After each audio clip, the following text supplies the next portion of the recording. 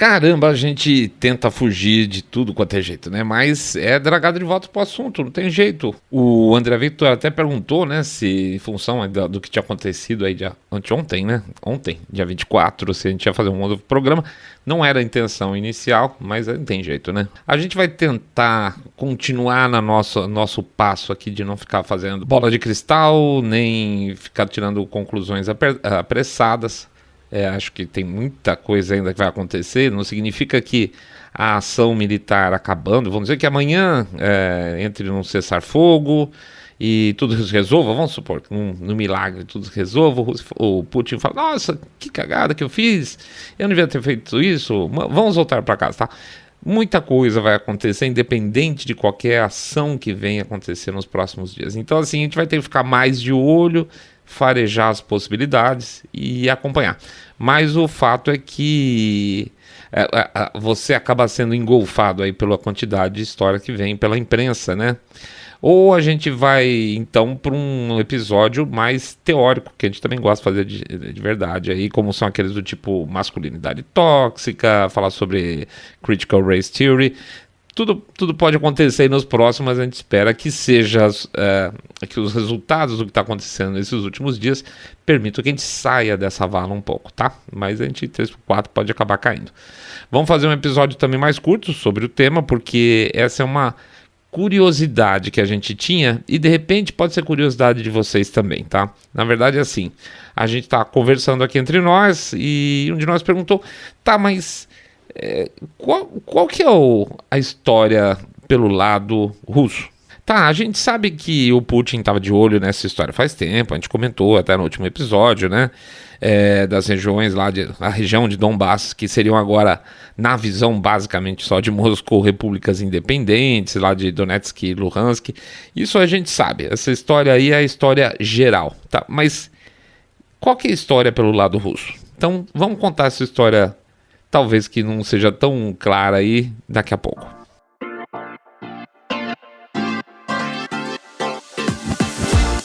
Saindo da bolha. Menos notícia, mais informação para você.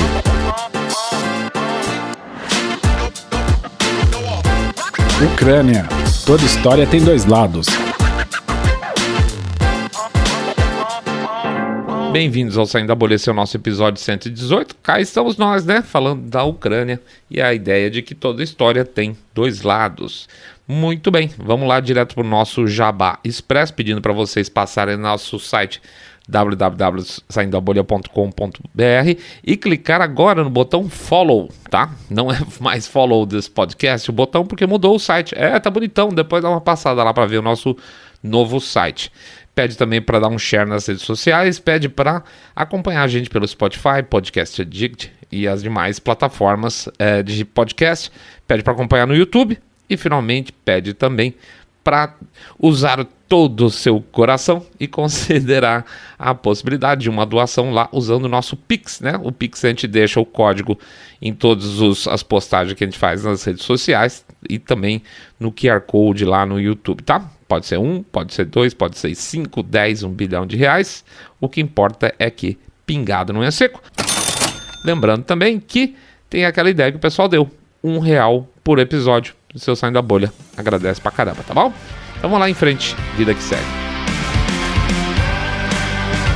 A história é contada por eles. No último episódio que a gente fez, a gente lembrou que essa história toda aí de Donbass, das províncias mais orientais da Ucrânia, não são nenhuma novidade, não são coisa nova, né? A gente até lembrou outro dia conversando lá no YouTube pessoal que teve aquele avião da Malaysian, lembra disso? Que os guerrilheiros pró-Rússia derrubaram sem querer, acharam que um avião grande, podia ser um avião militar, qualquer coisa nesse sentido, botaram abaixo aí com míssil, um avião de passageiros, morreu todo mundo, obviamente, infelizmente, tá? Isso aconteceu em 2014, tá? Então você vê, já estava quente o negócio em 2014, faz 8 anos. E teve o episódio também lá do Iron Maiden, aquela coisa lá da toda que a gente menciona também no filme que aconteceu lá, Winter of Fire. Esse fato aconteceu em 2013 e as coisas estavam meio que pegando fogo. Vamos só direcionar a coisa aqui. Apesar de contundentes esses episódios na época lá da revolta contra o governo, que acabou derrubando o presidente da época, né? Eles contaram praticamente com o apoio de 50% da população. É bastante gente, mas significa uma coisa muito complicada. Isso significa nação dividida, né? Pois é, tudo tem dois lados, e quando a coisa está na base dos 50-50 é muito mais complicado. Hoje, por exemplo, eu vi uma foto do ex-candidato lá, o republicano McCain, no meio da multidão lá na Ucrânia, tá? Diz que, se não me engano, até em Kiev tem uma rua com o nome dele, já ouvi dizer. E a gente não consegue pensar aqui que o McCain estava falando por lá. E, em outras palavras, dá para ver que claramente tinham dois lados jogando pesado lá naqueles dias, tá? Você tinha uma interferência muito grande dos dois lados. E uma população 100% dividida, isso nunca é legal, nunca termina bem. Então deixa eu fazer um disclaimer que vale para todo o programa aqui, que eu acho importante.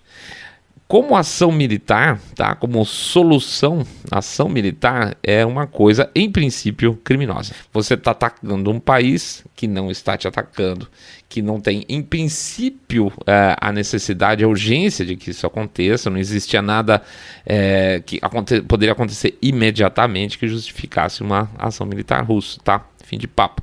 Não se mata gente de chumaço para resolver esse tipo de coisa.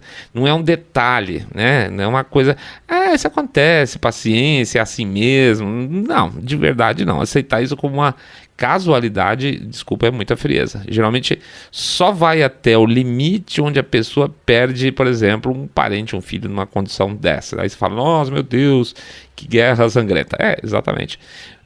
Guerras, em princípio, com pouca ou nenhuma justificativa, são especialmente horríveis, tá? Enfim. Pois bem, bateu uma curiosidade aqui entre nós. Qual que era a justificativa do lado russo para isso tudo, né? Na verdade, do governo russo, vamos botar dessa forma. Porque assim, a gente vê de maneira geral as notícias, alguma coisa no sentido de, olha, a Rússia foi lá e invadiu, né? A Rússia já tinha dado aqueles ultimatos, vamos dizer, em linhas gerais é o que vem pela imprensa, já tinha lá os ultimatos, eles já tinham reconhecido as províncias como províncias separadas da Ucrânia a partir daquele ponto, mas que momento em que deixou de ser defender as províncias, que era a ideia inicial lá, que a gente até comentou, né? O Putin, no episódio anterior a gente fala lá, o Putin pegou e não espetou o bolo, ele arrastou com o garfo o bolo na boca, né? Então assim, até então a jogada seria, eu vou fazer do meu jeito e vocês não vão poder reclamar, porque agora eu não estou atacando a Ucrânia, eu estou atacando territórios independentes. Mas aconteceu uma coisa, passadas 24 horas, nem isso, todo o território ucraniano estava sendo bombardeado, invadido, estava vindo gente da Bielorrússia, estava vindo gente lá do sul, a partir da Crimeia, estava vindo gente, soldados, claro, a partir da Rússia para a região lá de Donbass.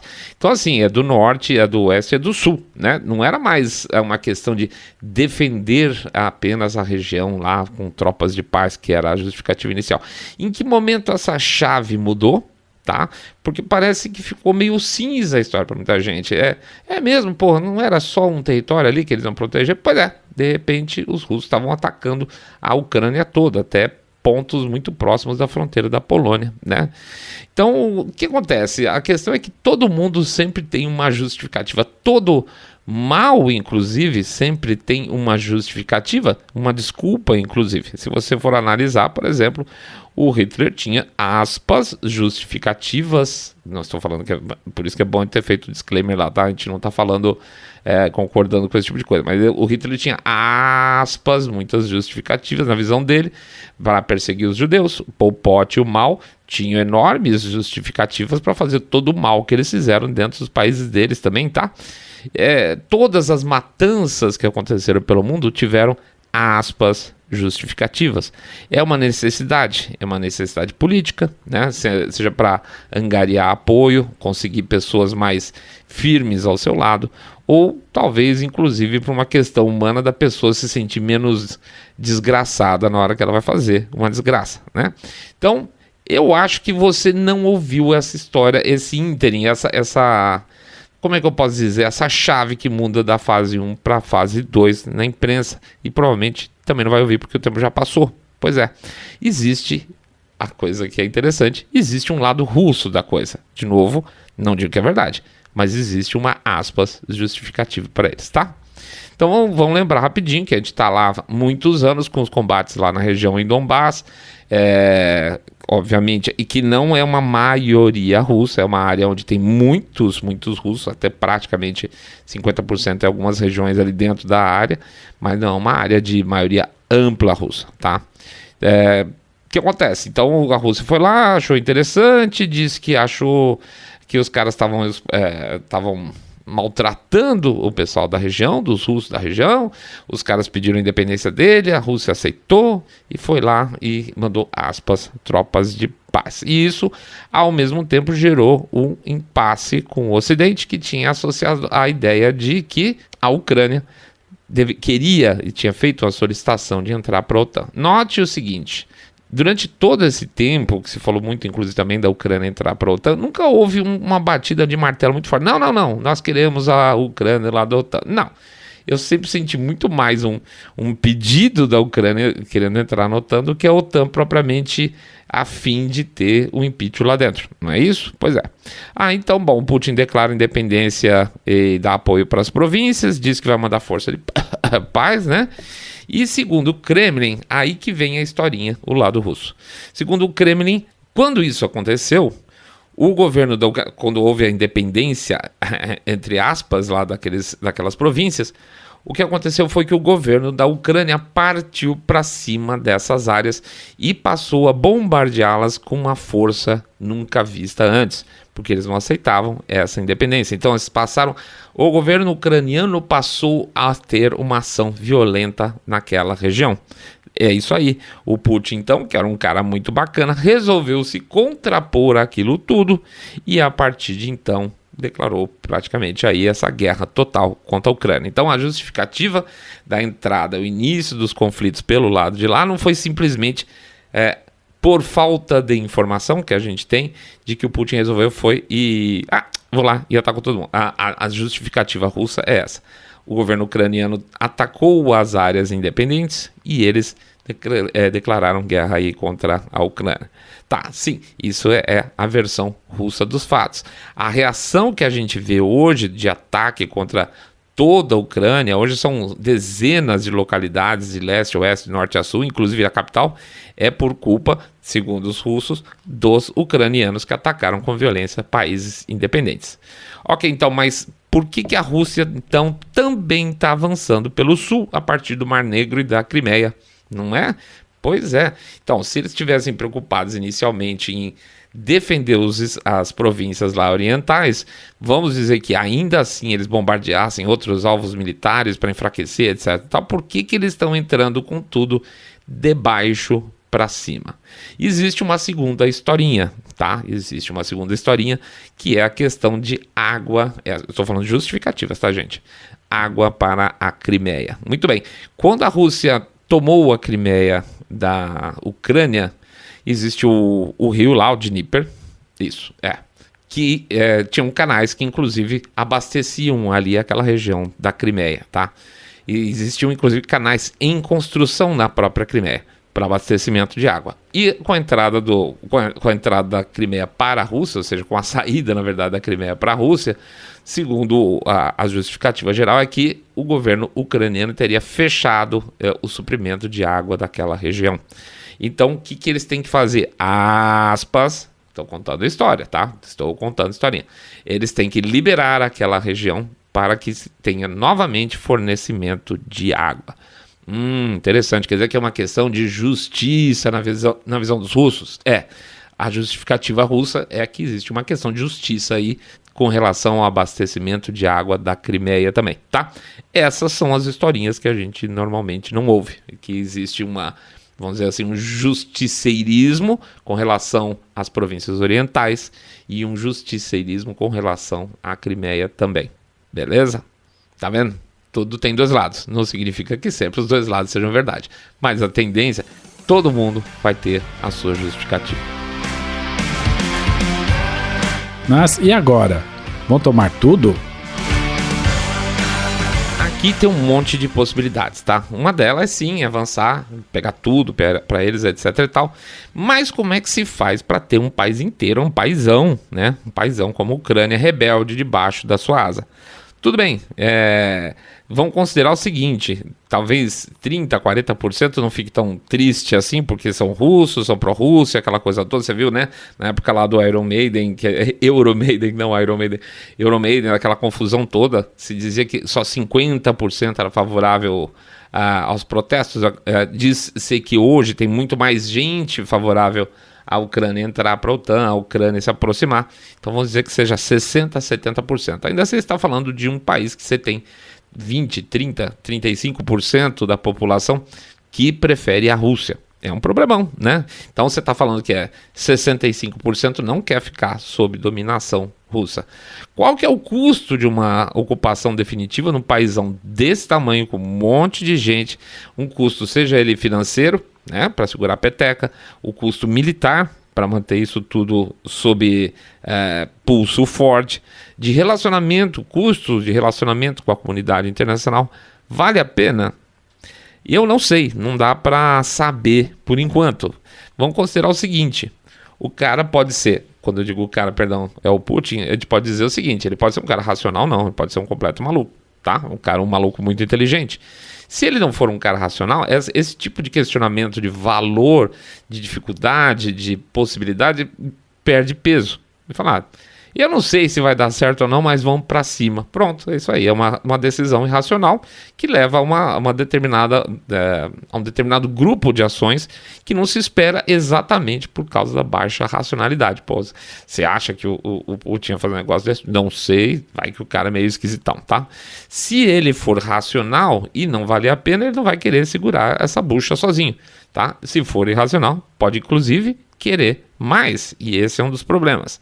A hipótese que anda se falando um tanto, parece aí fazer algum sentido. Na verdade, as hipóteses, tá? São duas coisas uma bem mais, vamos dizer assim, palatável, e a outra um pouco mais diferente, mas eu acho que eu tenho que trazer as duas. A primeira é a seguinte, a primeira é fazer com que caia o governo ucraniano atual, volte a ter lá um presidente, um representante baba-ovo da Rússia, como já é hoje lá na Bielorrússia. Na Bielorrússia, o atual ditador lá não era pró-russo. Com o tempo ele ficou, né? Vai saber como é que ele conseguiu.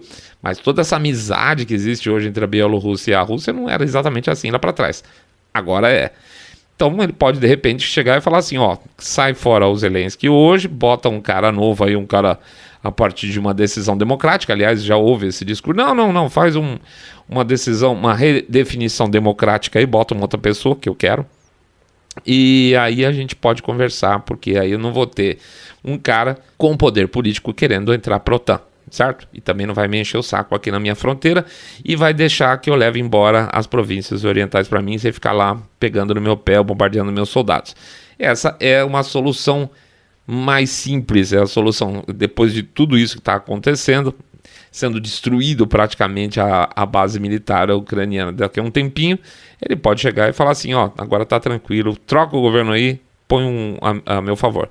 Outra coisa que os próprios russos estão pedindo é tentando ver se eles conseguem levantar os oficiais russos contra o governo, falando, olha, vocês estão sendo massacrados aí, culpa do seu presidente, se insurge contra ele, bota um general aí para tomar conta, ou indica alguém para ficar bem com a comunidade internacional, e a gente para essa coisa toda. Então, o melhor dos mundos para os russos é que entre um governo lá, fantoche deles, e que aí eles vão viver bem felizes para sempre, até que num determinado momento a coisa vire de novo, porque eles não vão conseguir também segurar um governo fantoche para sempre, tá? Vai ter um processo autoritário lá dentro, evidentemente, que vai segurar o máximo possível, mas daqui a pouco essa Pinói explode de novo. Mas termina por aí, tá? Termina pelo menos o massacre. A segunda hipótese é um pouco mais complicada, que é a questão da tal da Novorossia, né? Ou seja, seriam territórios que tem aí na região sul da Ucrânia. Parte dos russos entendem que deveriam fazer parte da Rússia também. Ou seja, todo o litoral sul ali da Ucrânia, na verdade, seria a tal da Novorossia. inclusive outras áreas de países próximos ao redor. E esse que é o problema, tá? A Novorossia era uma região russa que ela ocupava basicamente toda aquela área lá no século XVIII, mais ou menos.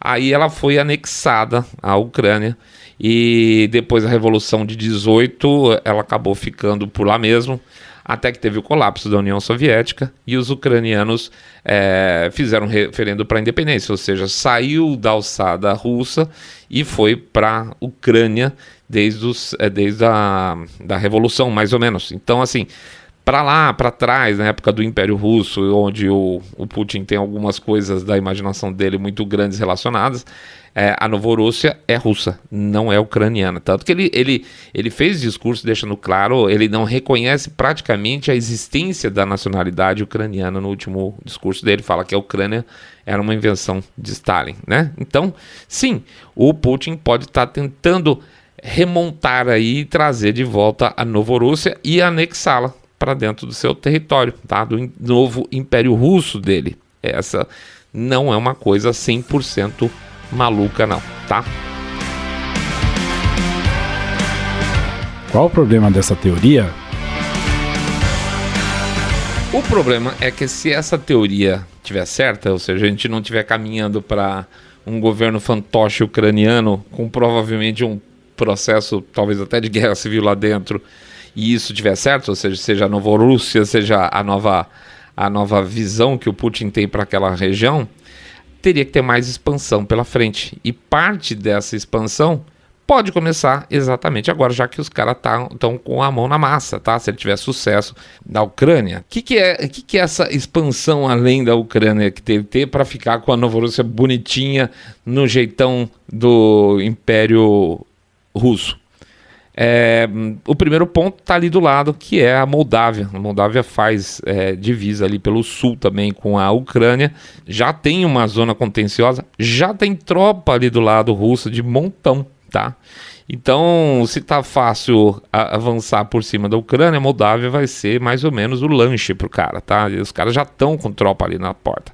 Segundo ponto, segunda área também seria a Geórgia. A Geórgia já perdeu um pedaço para os caras lá, foi parte do Império também. O Putin já deu um chapéu no Bush no passado, comeu metade dos caras por ali. Portanto, não seria nada improvável que ele tentasse, né? Se a gente seguir essa teoria, é claro, que ele já aproveitasse que está com a mão na massa e desse mais uma cavadinha rápida. Para que então derruba a Ucrânia, o resto desse negócio é peanuts, né? Só que para ficar quase perfeito, aí também o Putin teria que ocupar os 3 estados bálticos, né? Estônia, Lituânia e Estônia, mas aí são outros 500, porque os 3 já fazem parte da OTAN, e aí a presa ficaria cara demais. Mas Moldávia, restinho de Geórgia e Ucrânia que não faz parte, não teria problema nenhum, tá? Não existe nada que impeça a partir do momento que a Ucrânia não está conseguindo segurar, obviamente, a força russa. Então, assim, hoje a gente olha para o futuro e vê algumas possibilidades. A possibilidade menos real é que as sanções que estão sendo estipuladas para a Rússia façam algum tipo de estrago suficiente para ele ter que mudar de ideia a curto prazo, né? Você viu, por exemplo, o pessoal da Casa Branca falando, não, daqui uns 30 dias a gente vai ver se já funcionou. 30 dias acabou, meu amigo. 30 dias já foi, já acabou a guerra, o Putin já está até tomando café da manhã lá em Kiev. Então, assim, não vai ter nada muito pesado que seja contra os caras, a não ser que exista alguma provocação contra algum outro país da OTAN. E ficando assim, a Ucrânia está sozinha. E ficando sozinha, existem essas duas possibilidades. Coloca-se, então, um governo fantoche para a Ucrânia toda, ou a Rússia vai lá e fala assim, então beleza, fica aí com o seu pedaço, que eu vou pegar a metade de baixo aqui para mim, pegar de volta para o meu novo Império Russo, tá bom? Vamos ver, não tem bola de cristal, tem possibilidades, tem histórias que são contadas que levam para essas duas direções, beleza? Vamos lá, vamos ver, vamos acompanhando e ver o que vem pela frente. Um grande abraço para todo mundo. Sexta-feira acabando, agora nós estamos entrando no fim de semana carnavalesco, mas aqui a gente trabalha no carnaval normal, trabalha na empresa e também trabalha com vocês. Domingo tem episódio novo, beleza? Vamos então fazer o nosso jabá express. Pedir para vocês entrar no site www.saindabolha.com.br e clicar no botão follow, só follow agora. Pede também para seguir a gente pelo Spotify, ou Podcast Addict, Google Podcast, Apple Podcast. Pede também para seguir a gente no canal lá do YouTube, dar like no episódio, sininho para ser lembrado. Pede dar um share nas redes sociais. Pede para fazer o famoso boca a boca sarado, contando para seus amigos que vocês estão acompanhando o podcast Cabeça Direita Limpinho Supimpa, que detesta o politicamente correto. Pede para anotar o nosso canal do Telegram, ela tá aí, bit.ly/Telegram e Fembolha, bit.ly/Telegram e Fembolha, e finalmente, claro, falar do nosso Pix, onde vocês vão poder contribuir com a gente para a gente continuar com a máquina girando. Pode ser R$1, 5, 10, 1 bilhão de reais, tanto faz, porque pingado não é seco, não é isso?